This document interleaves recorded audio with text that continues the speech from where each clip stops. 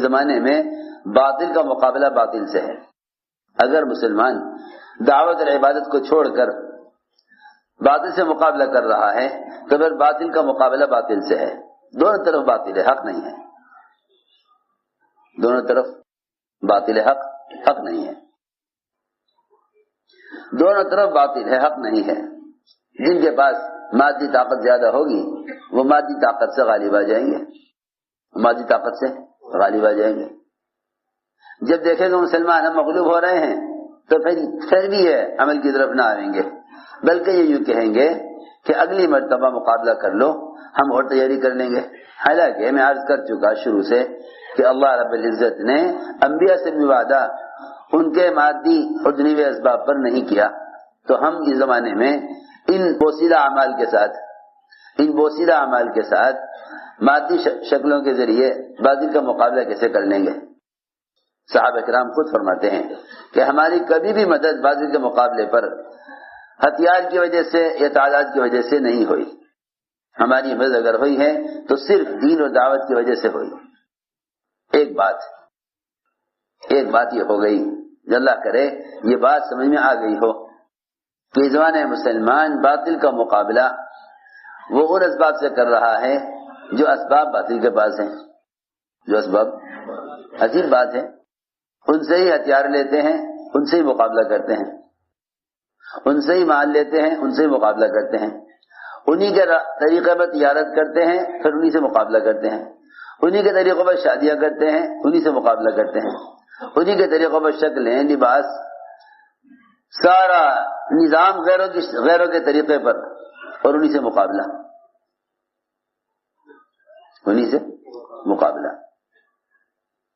اللہ رب العزت نے مسلمان سے کامیابی اور نصرت کا وعدہ اس شرط پر کیا ہے کہ ان کے طریقوں کی تمہارے دین میں ذرہ برابر بھی آمیزش اور ملاوٹ نہیں ہوگی، تب ہم تمہیں کامیاب کریں گے.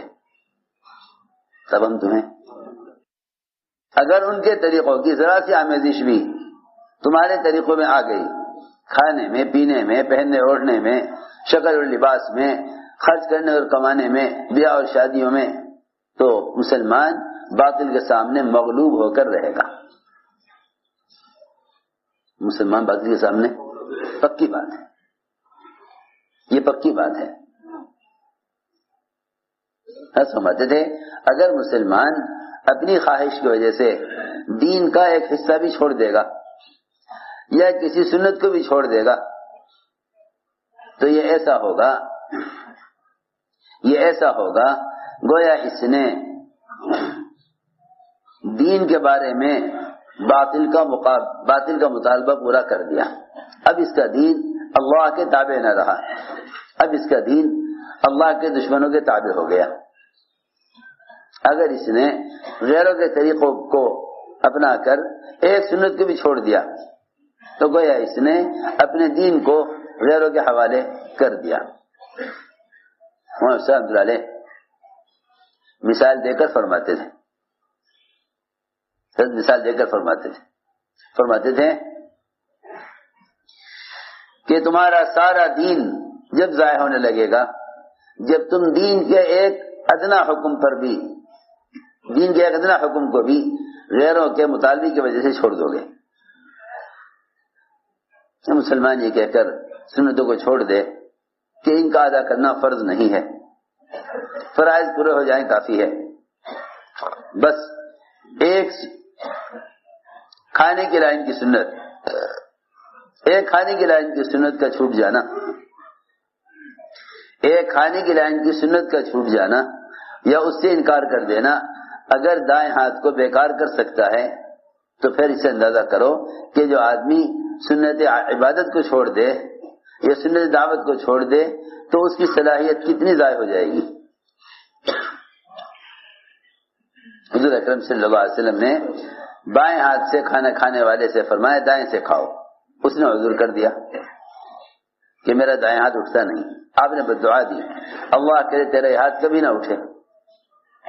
یہ ایک مثال ہے یہ سمجھنے کے لیے کہ اگر صرف کھانا کھانے کی سنت سے بھی انکار کر دے، صرف کھانا کھانے کے طریقے کی سنت سے انکار کر دے تو ہاتھ بیکار ہو سکتا ہے. اگر مسلمان واجبات کے چھوڑنے پر، فرائض کے چھوڑنے پر آ جائے تو پھر مسلمان کی صلاحیتیں کتنی ضائع ہو جائیں گی.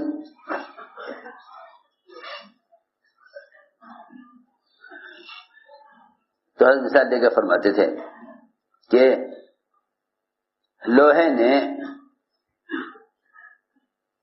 لکڑی کے بادشاہ سے، جنگل کے بادشاہ سے ایک بالش لکڑی کا مطالبہ کیا، ایک بالش لکڑی کا مطالبہ کیا کہ ہمارے پاس لوہا ہی لوہا ہے، لکڑی نہیں ہے، ہمیں آپ ایک بالش لکڑی دے دیں. سارا جنگل پھیلا ہوا میلوں میں لکڑی کا.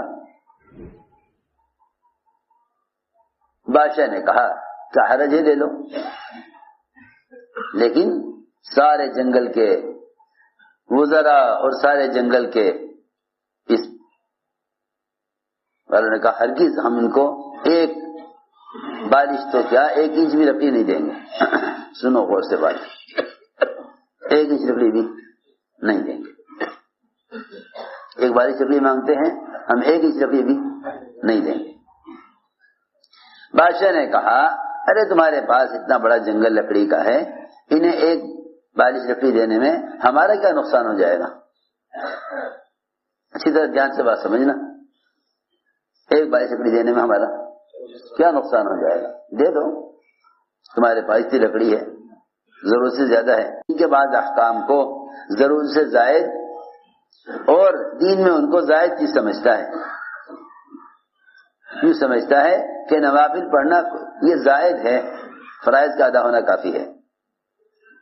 نوافل زائد ہیں، حالانکہ نفل زائد کو نہیں کہتے بلکہ نفل مزید اور زیادہ کو کہتے ہیں. زائد تو فضول چیز کو کہا جاتا ہے، زائد تو اس کو فضول چیز کو کہا جاتا ہے. زائد یہ زائد ہے یعنی ضرورت سے زائد ہے. زائد تو فضول چیز کو کہا جاتا ہے، نفل زائد کو نہیں کہتے بلکہ نفل تو زیادہ کو کہتے ہیں. وَوَهَبْنَا لَهُ إِسْحَاقَ وَيَعْقُوبَ النَّافِلَةَ، یہی تو ہے وہ نفل، یہی تو ہے وہ نفل. سنو میں کیا کہہ رہا، یہی تو ہے وہ نفل جس کو اللہ فرما رہے ہیں وَوَهَبْنَا لَهُ إِسْحَاقَ وَيَعْقُوبَ النَّافِلَةَ، کہ ہم نے اسحاق اور یعقوب ان کو مزید عطا فرمائے. ہم نے ابراہیم کو اسحاق اور یعقوب مزید عطا فرمائے. میری بات توجہ سننی پڑے گی بہت. آج کل لوگ سمجھتے ہیں کہ نوافل زائد نماز کو کہتے ہیں، حالانکہ زائد تو فضول کو کہتے ہیں، حالانکہ زائد فضول کو کہتے ہیں. اور لوگ نوافل کو ہلکا سمجھ کر چھوڑ دیتے ہیں کہ یہ تو زیادہ ہے. زیادہ نہیں ہے بلکہ مزید ہے، بلکہ مزید ہے. بلکہ میرے دوستوں عزیزوں، نماز سے پہلے بعد کی سنتیں وہ تو قرآن اللہ نے فرمایا حافظوا علی الصلوات والصلاۃ الوسطی. بہت توجہ سے بات سننا. یہ کیا فرمایا قرآن نے؟ حافظوا علی الصلوات والصلاۃ الوسطی، کہ اہتمام کرو نماز سے پہلے بعد کی سنتوں کا. اہتمام کرو نماز سے پہلے اور بعد کی سنتوں کا، اور اہتمام کرو درمیانی نماز کا. وہ درمیانی نماز کیا ہے؟ کہ وہ درمیانی نماز 5 وقتہ فرائض ہیں. درمیانی نماز، میری بات توجہ سے سننی پڑے گی بہت. درمیانی نماز 5 وقتہ فرائض، درمیان کی نماز صلاۃ الوسطی.